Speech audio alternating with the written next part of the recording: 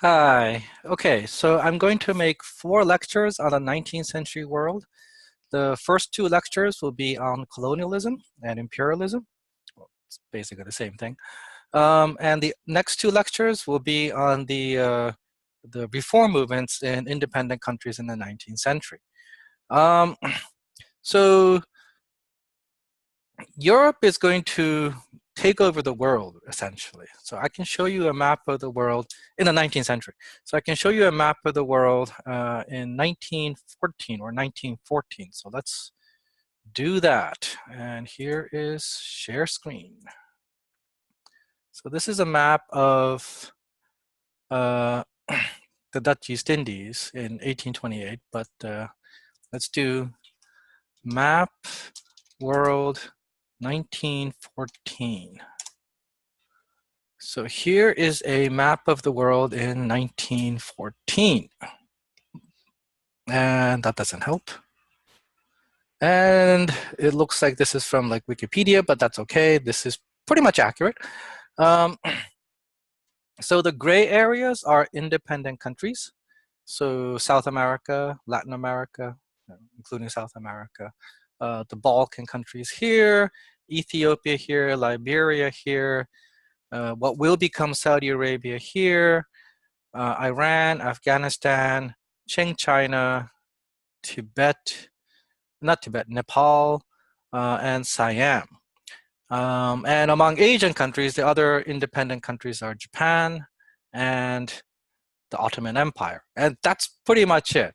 Everywhere else in the world has been colonized by a European power or the US. Well, the US only has the Philippines, but Europe, in other words, France, will have all this blue area here. It would also have this blue area here. The British will have all this pink area here. So this chunk of Africa, India, Australia, this edge of the Arabian Peninsula. Italy will have this red areas here in Africa. Germany will have this area here in gray. This black spot here is ruled by Belgium. And the Russians will conquer all this territory. And of course, the Dutch will have the Dutch East Indies here, and the Dutch will have control over here as well. The Ottoman Empire is colored because it is an empire. It controls all this area here in Mesopotamia, and it used to control Egypt as well, but they lost Egypt. Japan has become an empire as well. It now controls Korea. Qing China really should be colored as well because it's an empire and it controls, it's a multi-ethnic state, but we'll put that aside. So the point here is, and over the course of the 19th century, Europe is going to take over the world. Here's a map of the world in 1800.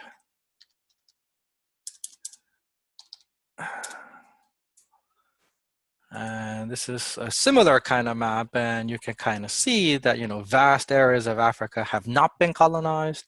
Almost all of Asia is also still pretty much free. It's not colonized. The coast of India has been under colonization, and in 1800, of course, the United States is only on the eastern seaboard, plus the Mississippi, east of the Mississippi. And this is British Canada. That's actually Russia. And this is Spanish America, and this is Portuguese Brazil. All this territory will become independent, except for Canada, over the course of the next 100 years. And all this area will become colonized over the course of the next 100 years. Well, China won't be colonized, but all this area here will be colonized as well. So that's why the story of imperialism or colonialism is important. And because so many places have been colonized, it is impossible for a course to actually cover all the countries that's been colonized. So we're going to cover 3 areas that are important. We're going to cover Dutch East Indies, which is here. And in 1828, it's only here, these tidbits here that's been colonized. But by the end of the 1900s, the Dutch East Indies will cover all this. We will cover South Africa here, and we will cover British India, which is this. So in the first part, I'm going to cover Dutch East Indies and South Africa. So I'm going to stop the share for now. For those of you who need notes, and I need notes too, the notes are available here on Blackboard. This is the notes on imperialism in Southeast Asia. So here we go. Okay, so here's the timeline of what happened in Indonesia, modern day Indonesia. The Portuguese arrived in the 1490s, then the Dutch East India came. Well, the English East India came, then the Dutch East India came. And by the middle of the 17th century, the Dutch East India Company is now supreme, and they have control over the Spice Islands and the island of Java, because the island of Java is their capital, Batavia. And in that island of Java, they established plantations. So this actually shows you the early reasons for imperialism. The early reasons for imperialism is to get items that are not available in the home country. And in this particular case, the items not available in the home country is the spices. Black pepper, nutmeg, mace, cloves, all this kind of stuff. This is not available in Europe, so the Europeans come and the Dutch eventually win out and they take over all this area. Now, the Dutch East India Company is eventually going to be disbanded. They will be disbanded in 1799 after the French Revolution. Napoleon's armies basically march across Europe, but one of the places they conquer is Holland. When they conquer Holland, the new republic in Holland basically follows suit of the French model after the revolution, and they decide to get rid of the Dutch East India Company. Then, after Napoleon is defeated, the Dutch government will be in charge of the Dutch East Indies, and their process then is to conquer modern-day Indonesia. And over the course of the next 100 years, as they conquer Indonesia, they will implement what is called the plantation system, or the cultivation system, from 1830 to 1870. And then from 1870 to 1901, they established what is called the liberal policy. And then from 1901 to 1930, they will establish the moral government, which is going to be too little, too late, but we'll cover that. Anyway, we're going to talk about this area, this period here, from 1830 to 1930, well, 1942. In 1942, World War II breaks out in the Dutch East Indies. In December 8th, Japan attacks Pearl Harbor. Actually, that's Japan time. Japan attacks Pearl Harbor. December 7th, U.S. times, Japan attacks Pearl Harbor. But when Japan attacks Pearl Harbor, as part of its war aims, it's to take over Asia. Not Asia. It's to take over Southeast Asia and get the oil. The Dutch East Indies produces oil, so the Japanese come to Dutch East Indies and they defeat Dutch forces in 1942, and effective Dutch rule basically comes to an end then. So that's the period that we want to cover, from 1830 to 1942, roughly this 100-year period. Okay, so big goal is to provide money for the Netherlands. Right, is to provide money for the Dutch East India Company, and then after the Dutch East India Company is disbanded, is to provide money for the Netherlands. The plantation system is a pretty evil system. The goal is to make money for the Dutch East Indies through farming. So here is what the Dutch government will do under the plantation system. What they're going to do is they're going to tell every farmer in Java that 20% of the land that they own must be set aside for cash crops. These are crops that can be sold for money. So it could be spices, it could be sugar, it could be coffee, indigo, tea, tobacco, or anything else. And if you don't own land, then you owe 60 days of corvée labor, conscription. The government will conscript you for labor. And during that labor period, you will dig canals or whatever, and of course you're not paid, because this is your tax. So 1/5 of the land is taken away from you as taxes, or if you don't own land, then 1/6 of the year is taken away from you as labor. So this produces enormous profits for the Dutch East Indies. for the Dutch government in the 19th century. Roughly a third of the national budget basically was money that was shifted from Indonesia to Holland. And the Dutch National Railway Network was essentially funded by money from the colony. So that's what colonialism is all about, all right? Imperialism is all about making money. This is basically capitalism for the country. Capitalism goal is to make money. And imperialism is to use that for, implement that for the basis of the entire country. Now, the liberal policy starting in 1870 is nice sounding, supposedly, because liberal today has association of being big government and heavy on government services. But no.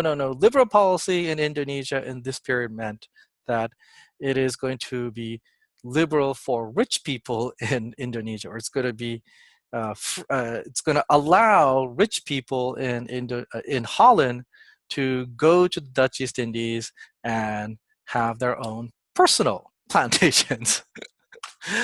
So it's liberal for the rich people in Holland, right? It's freedom for rich people in Holland to go to, that's what the original liberty, right? That's where liberal comes from. So it's liberty for rich people in Holland to go to Indonesia and establish their own personal plantations. That's what this means. So what that means is that for the ordinary Indonesians, when the Dutch farmers or the rich Dutch people come to Indonesia, they basically establish they do what the Dutch government used to do under the plantation system by private individuals.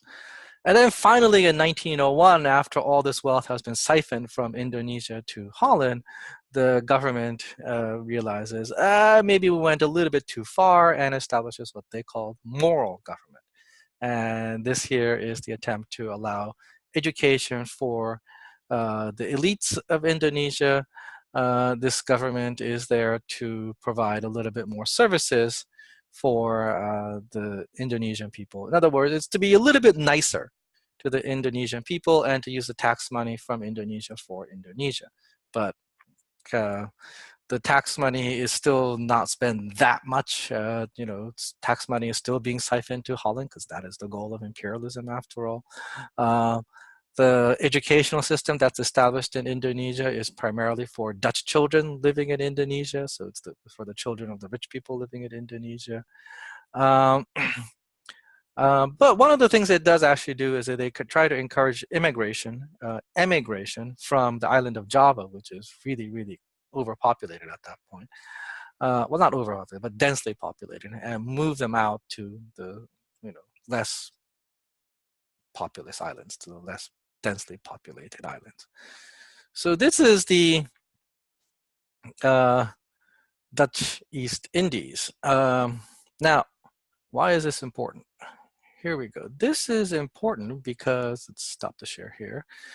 Now I'm going to show you images. This is going to be important because, so let's now do share screen of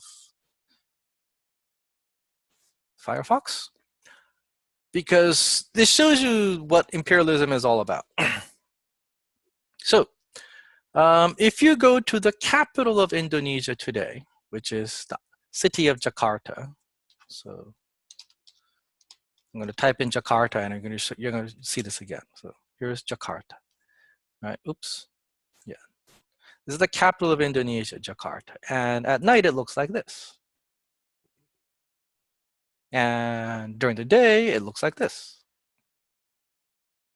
So what does Jakarta look like? Jakarta looks like any other modern city today, right? It's got electricity, it's got running water, it's got, flushing toilets, gas pipes, Jakarta is like any other modern city. And this was the case even when it was Batavia. So old Batavia. Batavia is the name of the capital of Dutch East Indies. So this is old Batavia. And old Batavia was the area where the Dutch people lived in Indonesia or in their colony. So it looks like this. And because it's the home of the Dutch people living in Indonesia, they try to, make it look like Holland. So Old Batavia does not look poor. Old Batavia looks reasonably, wealthy. um, and there's a reason for this. So in colonies, what happens is the wealth that is generated in the countryside, in this case, by farming spices, farming the what do you call it? Farming the cash crops and all that. That wealth is first shipped to the port cities or the capital, where the Dutch people live. And then from there, it is shipped to the home country, in this case, Holland. And there in Holland, it's sold and it makes money, and the money is being spent then by the home government for Dutch people in Holland. So if you go to the countryside, no, sorry, Indonesia village. So if you go to the countryside, the villages of Indonesia look like this. Right? So you can sort of see the telephone pole here and the electricity here. But here I don't see telephone poles. Here is another Indonesian village, and I don't see electricity or running water per se, although there might be running water, hard to tell.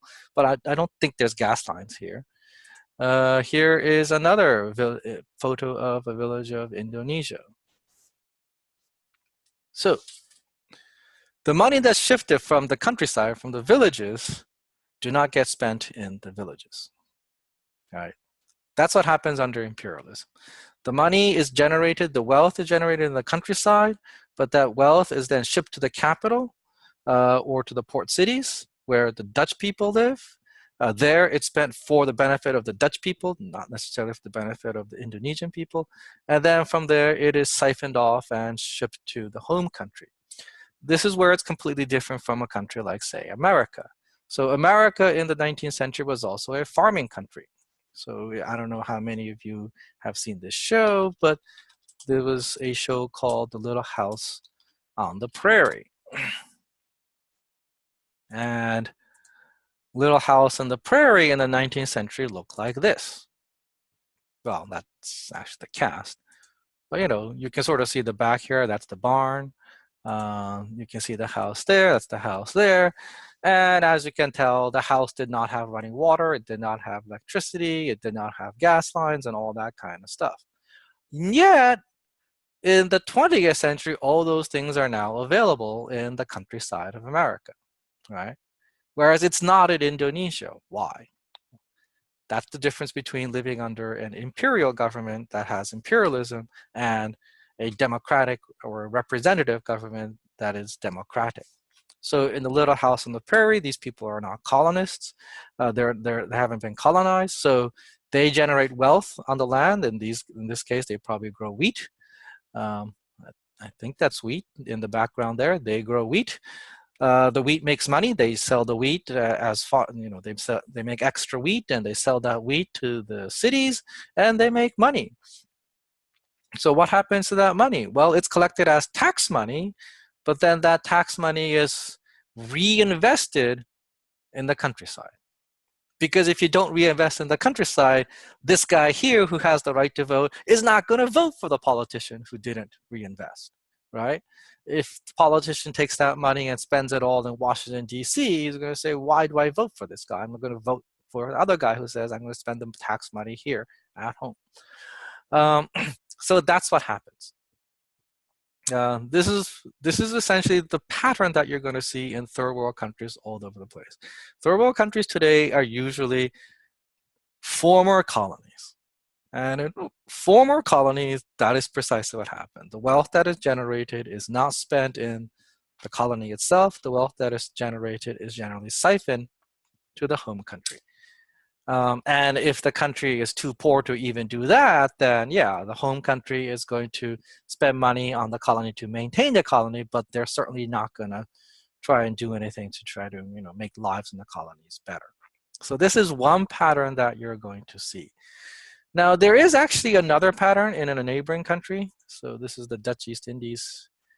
This is the slow process in which the Dutch East Indies expand. And this is where the Dutch East Indies is, right? It's this pink area here. Now, north of the Dutch East Indies is the Philippines. The Philippines used to be a Spanish colony. It was a Spanish colony from the 16th century until 1899. And then with this, or 1898, and then with the Spanish-American War, once the US wins the Spanish-American War, the Philippines becomes an American colony. When the Philippines become an American colony, the US will take it over and the US will rule the Philippines until also 1492, when the Japanese come and kick out the US.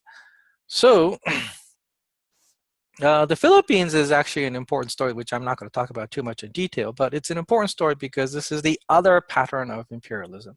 This is the less common pattern. You see this in the Philippines, you see this in Korea. That's pretty much it. You see this also in Taiwan. Where else might you see this?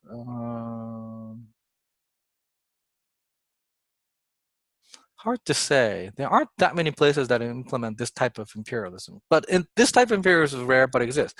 In this type of imperialism, the goal is to assimilate the local people. And because the goal is to assimilate the local people, what you have to do is you have to educate the local people in the language of the mother country. And you have to change their religion. So in the case of the Philippines, the Spaniards are going to build elementary schools and they're going to build churches all across the Philippines. And because of that, the Filipino people today are Catholic. They're not of the native religion of the Philippines that used to exist in the Philippines before the Spanish arrived. And the Filipino people used to speak Spanish. And as part of Spanish rule, the Spanish government basically told the Filipino people, hey, you have to have a Spanish last name, otherwise we can't tell who you are. So the Filipino people today mostly have Spanish last names. Now, if they were aristocrats or royals, then they kept their Filipino last name. But beyond that, generally speaking, the Filipino people have Spanish last names. When the US comes and takes over the Philippines, the same thing happens. The Philippines, the same policy continues, but instead of speaking Spanish, the US tries to implement English onto the Philippines, and they don't bother changing the name. And American missionaries come to the Philippines to try to convert the people from Catholicism to Protestantism. And the US builds middle schools and high schools, right? In the case of Japan and Korea, right, it's a very similar story. Japan comes to Korea and to Taiwan. They basically build schools. They build, in this case, Shinto shrines, and they try to get the local people to adopt the Japanese names as well. And when all these things happen, you try to convert the local people to be loyal members of the empire, loyal members of the mother country. Now, when you do that, of course, you can't make money. If you build elementary schools, if you build churches, these things don't generate money. If you build high schools, these things don't generate money. And even if you build universities like Japan did, these things also don't generate money. Oh, and in the Philippines, it's weird. Here's what happened in the Philippines in terms of education. The Spaniards come, they first build universities, and then much later in the 19th century, they build elementary schools. And then in the 20th century, the US comes and builds middle schools and high schools. And that's how you get the educational system in the Philippines. What Japan does is they first build primary schools, then you build middle schools, then you build the universities. They do it in pretty rational order. Anyway, back to the topic. If you go to other colonies like the Dutch East Indies, or India, or South Africa, or anywhere in Africa for that matter, schools are not built. Public schools are not built. You have private schools, you have private institutions, you might have even private universities, but you might even have universities that are supported by taxpayer money, but they're very, very rare. But most importantly, you do not have public primary schools. There's no public grade school. There's no free grade school. Why? Very simple. It costs a lot of money. And the goal of the colony is to make money and ship it back home. If you build grade schools, you're not going to be able to do that. It's just impossible. Tax money will be spent in the colonies, and the colonies will not generate the revenue to be able to ship back to the home country. So that's like a good marker. If you see public schools built by taxpayer money where the locals can go at the grade school level, then that's actually a sign that, hey, this is not a colony that's designed to make money. And that happens in and that does not happen in Indonesia, India, and South Africa. There are no public grade schools. It just doesn't exist.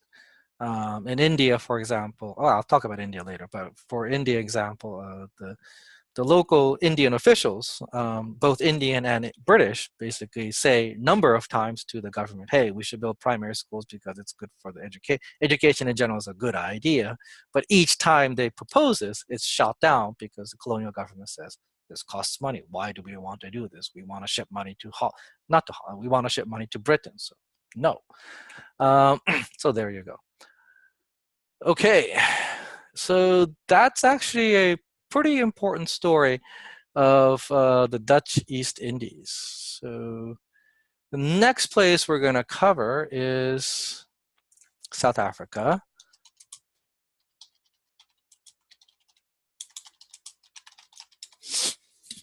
And here is a map of Cape Colony. Okay, a map of South Africa from 1859 to 1884. And then this is a map of South Africa a little bit later. So here we go. Let's stop share here. And let's share screen with imperialism in Africa. Here we go. So the story of South Africa goes something like this. It is first colonized by the Dutch. The Dutch come to South Africa because they use it as a way station between Holland and Asia. And the Cape Colony that the Dutch established is initially a very small colony. It's not a large colony. And the goal is to grow food and gather water so that when the ships travel between Europe and Asia, they can rest at South Africa and the sailors don't die. I mean, this is because in the 1600s, they didn't know about scurvy. And if you were on board too long without lemons or without vitamin C, you got scurvy and you died. So you had to basically stop along the way. And the place that the Dutch decided that they need to rest would be South Africa. The Portuguese would rest in Angola and Mozambique. Of course, by the 1700s, people figure out that, hey, what you need is lemon and other, lemony fruits. And if you have that, you're not going to die. So you bring in, lemon trees, and the sailors would eat on that, and you can go on board for a lot longer. But anyway, when they didn't know about that, you needed this. All right. So here's what happens. As part of the Napoleonic Wars, as I mentioned very briefly last time, as part of the Napoleonic Wars, the French will conquer Holland. When the French conquer Holland, the Dutch basically say, okay, the Dutch government in exile basically says to the British, hey, since we've been colonized by the French and I don't want the French to take over our colonies, we're going to give you the right to take over our colonies. The British then go to the other Dutch colonies and then take it over. So in 1814, the British come and they conquer Cape Colony. Once they conquer Cape Colony, here's what happens. When the war comes to an end, most of the colonies that the British conquer from the Dutch are returned. But one colony they don't return is South Africa. Cape Colony is not returned and the British stay. In 1833, the British abolished slavery throughout the British Empire. And one of the places that had slavery was the Cape Colony. The Dutch colonists of the Cape Colony used to own slaves. And these slaves were not black people from Africa. These slaves were Southeast Asians. These slaves were slaves from Indonesia. Why? Because when the Dutch tried to take the local Africans as slaves, the local Africans at night would just run away because they know the land. So they know where to go, they know where to get the water, they know where to get the food. They won't starve, they won't die, so they just run away. What you have to do is you have to bring in slaves from other parts of the world that don't know anything about the local area so that when they run away, they have no idea where to get the food, they have no idea where to get the water, so they don't run away. And that's precisely what happened. The Dutch got their slaves from Southeast Asia. Also, this story also applies to the Americas, by the way. When the Europeans, the Spanish and the Portuguese, tried to enslave the local Indians would just run away. This is one of the reasons why you brought in slaves from Africa. The other reason why you brought in slaves from Africa is because the Indians were just dying in large numbers. So they couldn't get Indian slaves after a certain point because they're just 90% of them died. Anyway, back to the topic. So the British abolished slavery in the British Empire in 1833. When that happens, roughly 6,000 Dutch settlers, otherwise known as Boers or Afrikaners, the Dutch began to call themselves Africans. They said that the British were European, so we, the Dutch who have been in Africa since the 1600s, 200 years, we are Africans. They call themselves Afrikaners, left the Cape Colony. They leave Cape Colony and go north, and by the 1850s, they established two republics, two Afrikaner or two Boer republics, Transvaal and the Orange Free State. Now here is what happens. On the border of Cape Colony and Orange Free State, they discovered diamonds. The largest diamond mine in the world is the Kimberley Diamond Mines. Then in 1886, they discover gold in Transvaal. So these two Boer republics that the British government initially said, leave them be. There's only 6,000 Dutch settlers. They're not going to last. They're going to collapse anyway. Don't. When you discover diamonds and when you discover gold, what happens is you get a diamond rush and a gold rush. And people from all over the world suddenly show up to these two Boer republics, and these two Boer republics do not collapse, but in fact thrive. And the British who are looking at this are like, what? They asked themselves, should two republics that left the British Empire in order to maintain slaves control a big chunk of the global diamond and gold supply, or should the British Empire that abolished slavery, that abolished the slave trade, control the diamond and the gold mines? And of course, if you're British, you're going to say yes. So in 1899, they instigate the Boer War. And Britain will conquer Transvaal and the Orange Free State. And in 1910, the Union of South Africa is established. So this is the story of South Africa in a nutshell. But it's also a story of colonialism. It sounds like politics, but it's a story of colonialism. So if in Dutch East Indies, the way to make money was through spices, through cash crops, clearly the way to make money in South Africa is through mining. You mine diamonds and gold, and that's how you make money. So how do you make money? Here we go. Pretty simple. What you do is you lower the pay. That's one way you can make money. You lower the pay of the workers. You pay the workers as little as possible. The other way you can make money is you jack up the prices of the diamonds and the gold, right? You try and do that. Well, the gold actually was, you don't have to worry about that too much, but you can do something about diamonds. There aren't that many supply of diamonds around the world, so you can actually control the supply of diamonds, and then you can raise the price of diamonds. And then finally, you can control the government. And once you have control over the government, then you can streamline all these administrative procedures and lower the cost of running the colony. So here we go. How do you control labor? Well, in 1868, after the first diamond mines are discovered, there's actually lots and lots of miners from all over the world show up. And initially, these workers basically move from one mine to another looking for higher pay and looking for better conditions. By 1879, the governments have established various laws, and one of the most important laws that they establish is an internal passport system. The internal passport system applies only to the black people in these places, but for black people in the Cape Colony or in the two Boer republics, they need internal passports to move.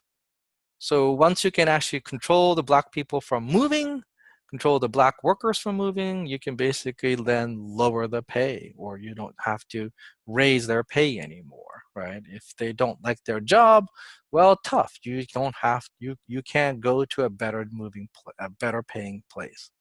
Your right to vote with your feet basically is taken away. So that applies. So roughly half the miners at the time were black, and that applies to half the workers. The other half of the workers were white, and you couldn't actually have this kind of system for the British workers, because the British workers would say, hey, this infringes our rights as free English people or free British people. And so for those people, the mine owners came up with a new idea, came up with a different idea, and their idea was to use, what do you call it? Company housing. So the mining companies would build housing nearby the mines, and the workers would then be induced to live in these company housing, and nearby these company housing, which is built near the mine so they could actually go to work pretty fast, there would always be company stores, which are always charging a little bit higher price than a store in the cities, because, hey, the workers who make their money by working in these working in these diamond mines and gold mines, well, what happens is their paycheck is then their rent and their groceries are deducted from their paycheck, so the actual pay that you paid for these workers are relatively low, and company housing isn't usually of the greatest quality. All right, so how do you jack up prices? Well, this is harder to do for gold, but this was actually doable for diamonds. And the solution is very simple. You buy up all the mine owners. So in 1872, there were 1,600 people who basically claimed various parts of the diamond mines as owners. By 1888, Cecil Rhodes will buy out all the other diamond companies, diamond miners in the region, and establish a monopoly company called De Beers, the De Beers Diamond Company. And there you go. So what does the De Beers Mining Company do? Here's where the government and the companies are directly connected. After the De Beers Mining Company after the monopoly De Beers Company is created that controls the global diamond supply, essentially, they can jack up the price of diamonds. They can also, they don't have to raise the wages of the workers, so the De Beers Diamond Company makes huge amounts of money. Well, what does Cecil Rhodes do with all this money? Answer is very simple. He establishes the British South African Company. And the British South African Company then goes out and conquers territory north of modern-day South Africa, and establishes what people will eventually call Rhodesia, after his name, Cecil Rhodes, right? And the British South African Company, after it makes all this money, once they conquer all this territory, then donates that territory to the British Empire, and the British Empire will have all that territory north of it. So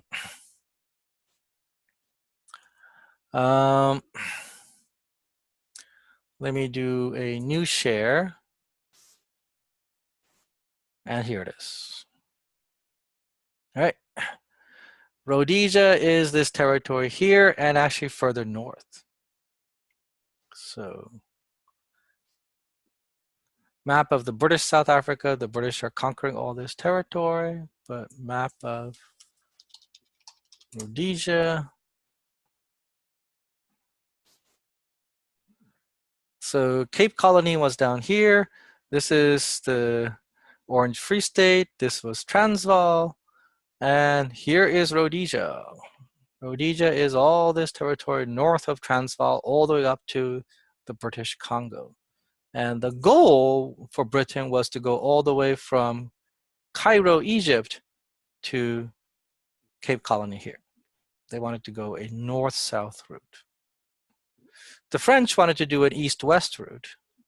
And so what that means is they're going to clash here. And in order to prevent a clash between Britain and France over an African colony, in 1880, when was it? In 1885, they have the conference in Berlin, and at the conference of Berlin, they solve all this and they divvy up Africa amongst themselves. This is also called the scramble for Africa. All right, so British South Africa is interesting because it has, share screen, because it has a very complicated colonial society. A colonial society is going to emerge in almost all these colonies, but the British South Africa is one of the more complicated ones. So here we go. At the very tippy top of the colonial society in South Africa is, of course, the British. Following the British, on pretty much equal level, are the Boers, or the Afrikaners. The British and the Afrikaners will be considered white. At the very bottom of the colonial society is the locals. In the case of South Africa, it would be the local Africans. So in the middle of this colonial society will be the mixed race people of various peoples. So they could be a mixture between, the Boers and the local Africans, or the Boers and, the Asian slaves that they have brought over, or between, the Indians and Africans or whatever. So the mixed race people would be in the middle, and the other people who would be in the middle would be the overseas Indians. Because Britain has India as its colony, many Indians will move to South Africa and will become overseas Indians in South Africa. So this is a pattern that you're going to see all across the world in colonies. At the very tippy top of colonial societies will be the people who came from the home country, typically Europeans. In the case of the Philippines, it would be the Americans. At the very bottom would be the local people, right? So in the case of Indonesia, it would be the local Indonesians. And in the case of the Philippines, it would be the local Filipinos. And then in the middle will be either the mixed race people or overseas people, or sometimes educated locals. So in the case of Indonesia, the middle people will be the overseas Chinese. Overseas Chinese will be in Indonesia. And the Philippines, also overseas Chinese will be there. In Burma, it will be like South Africa, overseas Indians will be there. And in India itself, they're not going to bring in Chinese because there's lots and lots of Indians already in India. What they're going to use is they will use educated Indians.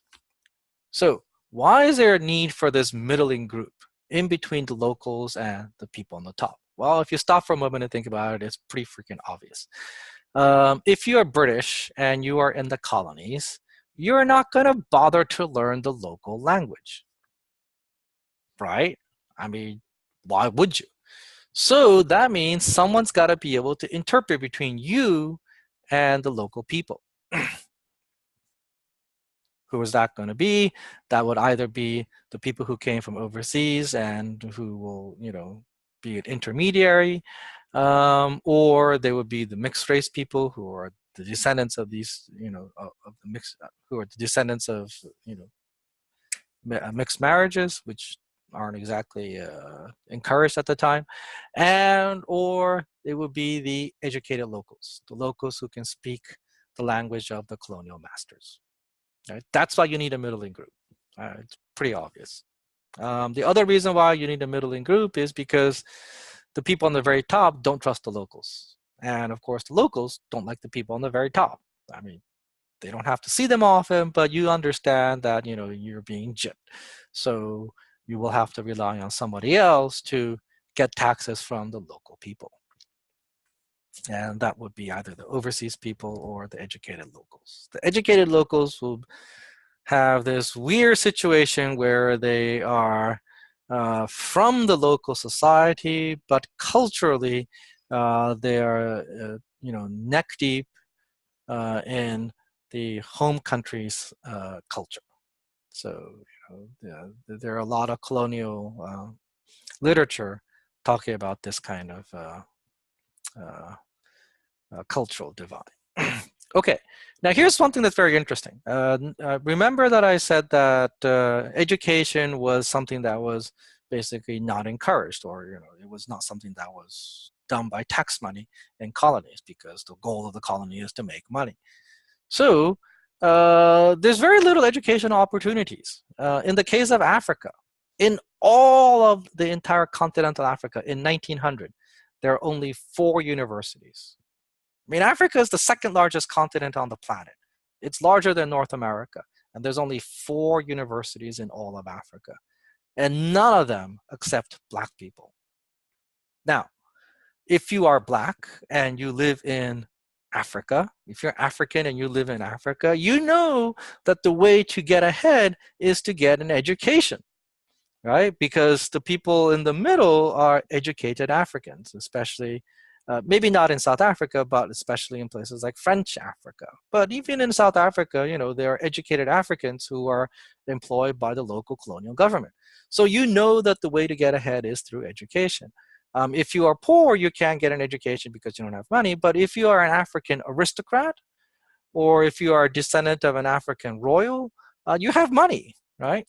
And if you know that education is the key to get ahead, what are you going to do? Well, you're going to get an education. But if the education is not available in Africa, where do you have to get the education? You're going to get the education in Europe or in America, right? So if you are in South Africa, the likely place you would go would be London, Cambridge, or Oxford, one of these 3 places to get a university education. And if you are in a French colony, you would go to Paris. If you're, if you don't want to go to the home country, you can go to America and get an education in an American university.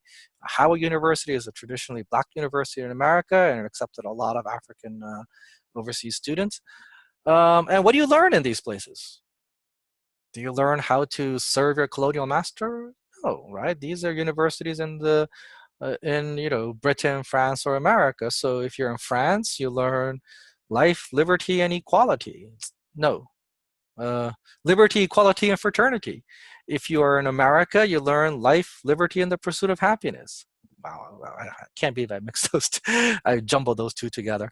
So in America, you learn life, liberty, and the pursuit of happiness. You learn how to be a good, upstanding citizen, about how, America's got a history of, fighting against British colonialism and, self-rule and all that. If you're in France, you learn about overthrowing French feudal oppression and creating the French Republic. And even in England, if you go to England, you may not learn about, overthrowing the feudal overlord, because, England is still ruled by the king or the queen. But in England, you learn about the rights of the free English people. You learn about the rule of law. You learn about the English Constitution, which is the first constitution. It's not a written constitution, it's an unwritten constitution, but it's the first constitution that limits, arbitrary rule by the king. And the British Parliament, right? The first parliament in human history, that, that effectively creates a representative government. The representative government is invented in England, after all. So you learn about all these things, about liberty, about freedom, about equality, and rule of law, and all those nice things. And then what happens? You go back to Africa, and what do you see? Do you see equality? Do you see liberty? Do you see the rule of law? Well, maybe you might see the rule of law, but you don't see equality, you don't see liberty, that's for sure. So at which point then you have 2 options. You can either say, everything that I learned in university, in Europe or America is bunk, and we need to have a revolution and get rid of the system. in which case you become a revolutionary, typically a socialist or a communist revolutionary, or you're going to say everything that you learned in university is true, but it's not being implemented properly in Africa, which means you're going to be a reformer. So you need change, right? So this is the irony, right? Because education opportunities are not available in these colonies, when they come back, they basically agitate for change, either revolution or reform. And this will be the impetus for change in Africa. It takes a little bit longer than Asia, where colonialism comes to an end a lot quicker because of Japan. Japan will forcibly end essentially colonialism because racism is seen as a blatant lie in Asia a lot quicker. And in Africa, it takes a little bit longer, but the process, whether it's peaceful or violent, is the same, right? Change is going to happen sooner or later, and the imperial system is going to collapse. All right, so one last word on South Africa. South Africa is the country famous for apartheid. Apartheid is established in 1949. And what apartheid does, which is essentially like segregation in the American South, is to legalize this colonial society. That's what apartheid is. Apartheid basically sets into place by law this customary system that the British had created, right? This colonial pyramid structure is established by law under apartheid. Now, the South African government is eventually going to say the local Africans actually are not South African citizens, so that's why you can strip them of all their rights. They are guest workers in South Africa. And the argument that they make, it goes something like this. They create the apartheid government in South Africa creates what are called Bantustans, small African kingdoms in various parts of South Africa, and they say that the Africans in South Africa are actually citizens of these Bantustans, and they are guest workers in the country of South Africa. The country of South Africa have citizens that are primarily from Britain, that are of Boer stock, or overseas Indians, or mixed race. And that's how they create this crazy system where they legalize and say, here's the reason why Africans don't have the right to vote. Here's the reason why we can actually have these legal definitions. Of course, by 1994, the local Africans, and nobody in the world buys this and says, this is insane, that's not true. And apartheid will come to an end. Apartheid will come to an end in 1994, because of internal demands, but also remember, apartheid South Africa is supported by the United States. The U.S. government, basically until 1960s, was perfectly okay with apartheid. After all, the U.S. had segregation, but because the Soviet Union was a communist government that said we are against racism, and this was one of the major sticking points on the U.S. The U.S. eventually said, yeah, okay, maybe we should get rid of segregation, and the U.S. got rid of segregation. So just as the U.S. got rid of segregation because of primarily internal reasons, there was also an external reason. And in the case of South Africa, when the U.S. stopped supporting apartheid after 1989 because the Cold War was over, the apartheid regime realized that they couldn't keep this up any longer. And they started to see if they could change things. And in 1994, the system came to an end. All right, so that is the first lecture on the colonies. I could talk more about various colonies in Africa and in Asia, but for now I'm going to end here, and that's it for the first lecture. I'm going to focus on India for the second lecture, which is going to be a little bit shorter, but just as important. All right.